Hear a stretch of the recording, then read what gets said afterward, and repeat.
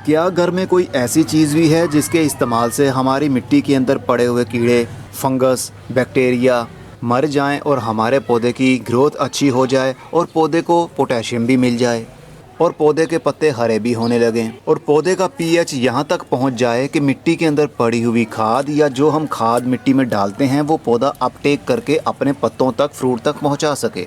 तो जी हाँ जनाब, घर में आपके एक बहुत सस्ती चीज़ पड़ी हुई है। उसका इस्तेमाल करने से पहले आपको रिज़ल्ट दिखाना चाहता हूँ। ये 2 पौधे हैं हरी मिर्च के, दोनों की उम्र एक है, लेकिन जिसमें मैंने वो खाद इस्तेमाल की उसकी हाइट भी आप देख सकते हैं और इसके पत्तों की ग्रोथ भी आप देख सकते हैं। ग्रीन ग्रीन नए पत्ते भी आ रहे हैं और फ्लावरिंग भी देख सकते हैं और फूल खिलने के बाद में फ्रूट भी यानी मिर्च भी सेट हो रही है।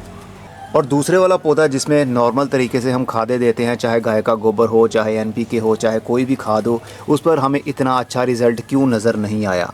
इनके पत्ते भी काफ़ी डल डल से दिख रहे हैं, हल्के हल्के से पीले हो रहे हैं, जैसा कि इनके अंदर किसी चीज़ की कमी हो। और जो नए पत्ते आ रहे हैं वो मुड़े मुड़े से आ रहे हैं।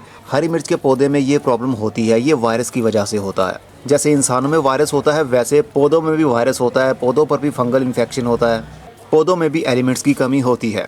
कभी पौधों को इंसानी हेल्थ से हटकर नहीं देखना चाहिए। जैसी आपकी सेहत है, जो चीज़ें आपको चाहिए वही चीज़ें पौधों को भी चाहिए, बस देने का अंदाज़ अलग अलग है। तो इसकी ग्रोथ इतनी अच्छी नहीं रही, इसके ऊपर फ्लावरिंग भी अभी तक शुरू नहीं हुई, लेकिन इसके पत्तों की ग्रीनरी देखिए और इनकी फ्लावरिंग के बाद में फ्रूट भी सेट होने लग गया। वो क्या इस्तेमाल करने की वजह से हुआ, चलिए उस पर बात करते हैं। और इसी वीडियो के अंदर मैं आपको पीएच टेस्ट करने का तरीका भी बताने वाला हूँ। जिस खाद पर या फिर एंजाइम पर वीडियो बनाता हूँ ना, सबसे पहले उसको मैं खुद टेस्ट करता हूँ। उसका पीएच ज़रूर देखना पड़ता है। अगर तो पीएच बिगड़ गया तो पौधा आपका ग्रोथ करने की बजाय मुरझा जाएगा, खाद ले नहीं पाएगा, आप जितनी मर्ज़ी मिट्टी में खाद डालते रहें। हमें जो चीज़ चाहिए वो है जनाब फिटकरी। इसको फटकरी भी कहते हैं, फिटकरी भी कहते हैं और इंग्लिश में एलम कहते हैं।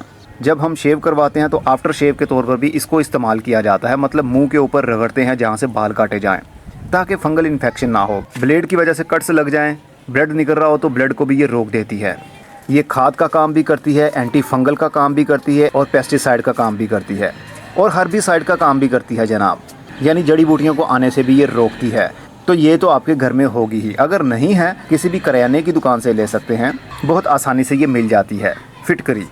1 ग्राम फिटकरी हमने 1 लीटर पानी के अंदर डालनी है सबसे पहले, और इसका पीएच बहुत ज़्यादा एसिडिक होता है। अभी बताता हूँ, उसको टेस्ट भी करना है और कितनी डोज होनी चाहिए आपके पौधे के लिए। 1 ग्राम आपने लेनी है और उसको बारीक पाउडर बना लीजिए। बहुत आराम से ये टूट जाती है, बहुत सख्त चीज़ नहीं है ये क्रिस्टल बहुत खूबसूरत भी दिखते हैं। अगर आपकी मिट्टी में नीमाटोड्स हैं, वाइट ग्रब्स हैं या फिर स्नेल्स हैं, जिसको पंजाबी में गुग्गे कहते हैं, सिपियाँ कहते हैं, अगर वो भी हैं तो उनको भी ये बहुत आसानी से मार देता है। बस आपने पानी में हल करना है और मिट्टी में डाल देना है। इसका पौधों पर स्प्रे भी किया जा सकता है, लेकिन मैं स्प्रे रिकमेंड नहीं करूँगा क्योंकि इसका पीएच बहुत ज़्यादा एसिडिक होता है और ज़्यादा एसिडिक होने की वजह से पौधा खुराक लेना बंद कर देता है। ज़िंदा तो वो रहेगा लेकिन खुराक लेना बंद कर देगा, फिर आहिस्ता आहिस्ता वो मरने की तरफ चला जाएगा। इसको पाउडर बना लिया मैंने और अब इसको 1 ग्राम फिटकरी को हमने 1 लीटर पानी में डालना है। मैं आपको सिर्फ डेमो करके बताने वाला हूँ इस वक्त, मुझे इस वक्त ज़रूरत नहीं है इसकी क्योंकि मैंने ऑलरेडी यूज़ की हुई है। देखिए फिटकरी के नुकसान भी हैं जनाब, वीडियो को पूरा देखिएगा, नहीं तो आपके पौधे मुरझा भी सकते हैं क्योंकि इसका पीएच बहुत ज़्यादा लो होता है। इसके ज़्यादा इस्तेमाल की वजह से क्या होगा वो भी बताता हूँ। चलिए, मैंने 1 ग्राम अभी पूरा इस्तेमाल नहीं किया है, ये अभी भी आधा ग्राम मेरे पास पड़ी हुई है। सिर्फ हाफ़ ग्राम मैंने थोड़े से पानी के अंदर डाला है आपको इसका पीएच चेक करवाने के लिए। चलिए, ये काफ़ी हद तक पानी में हल हो चुकी है, अभी भी थोड़े थोड़े क्रिस्टल इसके नीचे पड़े हुए हैं। कुछ घंटों में ये डिज़ोल्व हो जाती है अगर पाउडर सही बनाया हो। अब हम इसका पीएच चेक करेंगे। पीएच मतलब पावर ऑफ हाइड्रोजन। ये यूनिवर्सल इंडिकेटर पेपर है, इसको लिटमस पेपर भी कहते हैं। ये ऑनलाइन बहुत आसानी से मिल जाता है। अगर आप पाकिस्तान से हैं तो daraz.pk पर जाइए, वहाँ पर सर्च कीजिए लिटमस पेपर, तो बहुत सारे सेलर्स आपके सामने शो हो जाएंगे। किसी से भी आप लिटमस पेपर ले सकते हैं। ये येलो कलर का पेपर होता है, इसके थ्रू हमें रीडिंग पता चल जाती है हमारे पानी के या फिर सॉइल के पीएच की। साथ में कलर्स भी मेंशन किए होते हैं कि कौन सी चीज़ एसिडिक है, कौन सी चीज़ नॉर्मल और कौन सी चीज़ ज़्यादा एल्कालाइन। याद रखिए, खाद वाला पानी जो पौधों में हम डालते हैं वो 3 हालतों में होगा। एसिडिक, बेसिक और एल्कालाइन।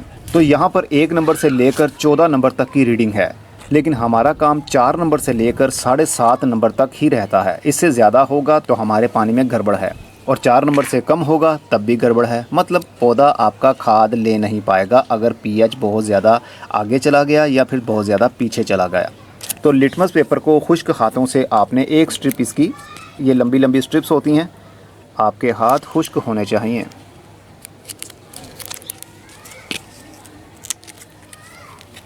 ये देखिए जनाब, अब इस पानी को थोड़ा सा और मिक्स कर लेते हैं, और जस्ट हमने पानी में इसको डिप करना है और निकाल लेना है। अब इसका कलर चेंज होने लगेगा। क्या कलर होगा अभी पता चल जाएगा। ये लाल रंग की तरफ जा रहा है, इसका मतलब कि ये काफ़ी एसिडिक की तरफ जा रहा है। अभी इसको चेक कर लेते हैं क्या है इसका पीएच। कलर मैच करेंगे। ये वीडियो एंड तक ज़रूर देखनी है आपने, अगर बीच में छोड़कर चले जाएंगे तो आपको कुछ भी समझ नहीं आने वाला। अब इसकी कलर मैचिंग आपने कर लेनी है, किसके साथ मैच कर रहा है ये। अब इसको थोड़ी देर के लिए और सूखने देते हैं, अभी ये काफ़ी गीला है। जब तक वो खुश्क होता है हम सादा पानी जो नलके का पानी होता है उसका पीएच भी चेक कर लेते हैं, क्या फ़र्क है दोनों पानियों में।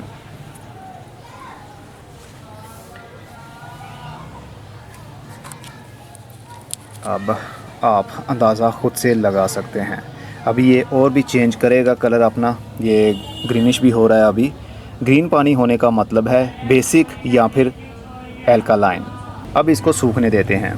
तो जनाब अब इसका कलर मैच करते हैं, किसके साथ किसका कलर मैच हो रहा है। सबसे पहले ये जो लाल रंग में बदल गया है इसको देख लेते हैं, इसके साथ कौन सा कलर मैच कर रहा है।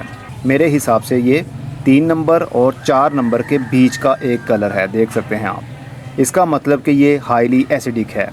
अगर इतना पीएच आपकी मिट्टी का हो गया तो फिर आपका पौधा उस मिट्टी में से खाना ले नहीं पाएगा। जितना मर्ज़ी आप खाद दे दें, आपका पौधा उस खाद को उठा नहीं पाएगा, क्योंकि वो बीमार पड़ गया है, उसकी इम्यूनिटी ख़त्म हो गई है। और अगर बहुत ज़्यादा एल्कालाइन हो जाए, मतलब 7.5 नंबर से अगर ऊपर का पीएच होने लगे, तो फिर आपका पौधा खाद नहीं ले पाएगा।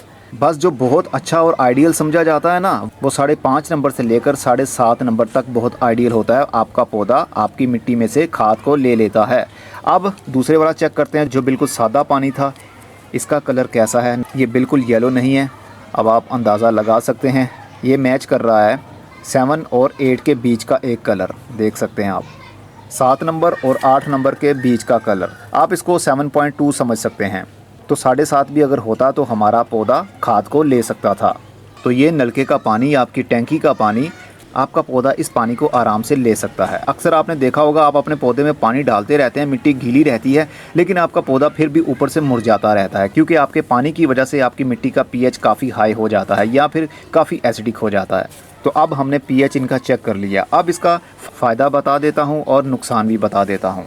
अब जो 1 लीटर पानी के अंदर 1 ग्राम हमने ये वाली फिटकरी मिक्स कर ली है। अब इसका हम आधा ग्लास हर गमले के अंदर डालते रहेंगे। कब तक? 1 महीने में सिर्फ 1 बार। अगर ज़्यादा बार डालेंगे तो आपकी मिट्टी का पीएच काफ़ी ज़्यादा बिगड़ जाएगा। पीएच को तो एक साइड पर रखिए, लेकिन इस मिट्टी के अंदर जितने भी माइक्रोब्स होंगे, भले वो फंगस हो, भले वो बेनिफिशियल बैक्टीरिया हो, वो भी साथ में मर जाएंगे। और कीड़े और चींटियाँ तो मरेंगी ही, क्योंकि फिटकरी बैक्टीरिया को भी मारती है, फंगस को भी मारती है, अगर इसका ज़्यादा इस्तेमाल कर लें तो। अगर लिमिट के अंदर रहकर इस्तेमाल करेंगे तो इसका नुकसान नहीं बल्कि फ़ायदा ही होने वाला है।